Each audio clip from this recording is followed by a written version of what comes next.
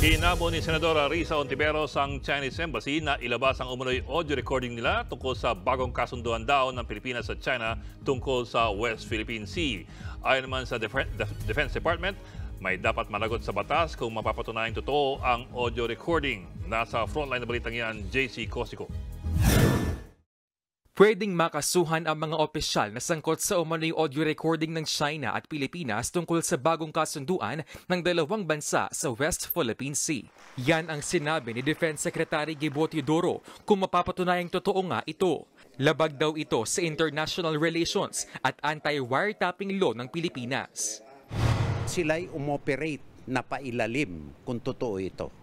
Kung ito talaga ay nangyari, dapat alamin kung sino ang responsable dito at alisin sa Republika ng Pilipinas.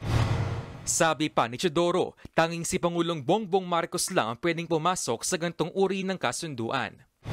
Walang binigay na pahintulot ang presidente o sino mang opisyal ng kabinete hinggil dito. Kaya mali ang pagtatahol ng mga opisyal di umano ng Chinese Embassy dito. Sana maliwanagan ang ating mga tao. Nitong nakaraang Sabado, ibinunyag ng Chinese Embassy na meron nilang new model agreement silang pinag-usapan ng AFP Western Command para humupa ang tensyon sa Ayungin Shoal. Na-record daw nila ang detalye ng pag-uusap na yan. Pero giit ni Philippine Navy spokesperson for the West Philippine Sea Commodore Roy Vincent Trinidad, dead story o hindi na raw ito dapat pag-usapan. We will not dignify reports like that. Again, it's a zombie story.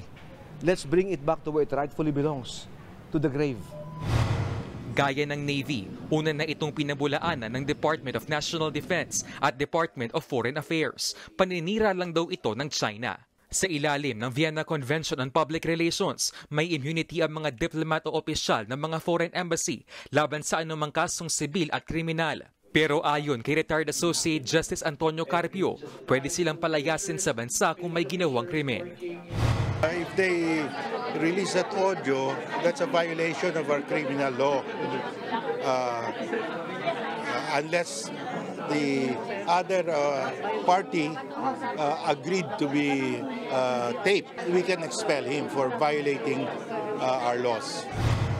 Para naman kay Senator Risa Hontiveros, mabigat ang panibagong akusasyon na ito ng China. Kung totoo ito, dapat daw ilabas ng China ang nasabing audio recording.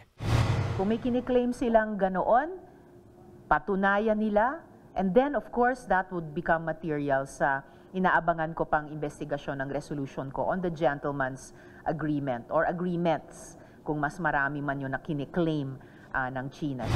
Nagbabalita mula sa Frontline, JC Cosico, News 5. Kaugnay niya, naninindigan ng China na totoong may bago silang kasunduan at ang atin manong gobyerno tungkol sa West Philippine Sea. Sa pahayag nila ngayong gabi, sinabi ng China na suportado ng matibay na ebidensya ang naturang kasunduan. Pero pilit daw itong itinatanggi ng ating pamahalaan. Kaya lalo lang daw nalalagay sa panganib ang kapayapaan sa South China Sea. Hinikayat din ng China ang Pilipinas na itigil ang pambubuyo at daanin sa dialogo ang hindi pagkakaunawaan. Mga kapatid, Ed Lingaw po, maging maalam at may pakialam sa mga napapanahong balita sa ating bansa. Para sa mas malalimang pagtalakay at paghimay sa mga issue at headlines, tumutok lamang at pag-subscribe sa social media pages ng News 5.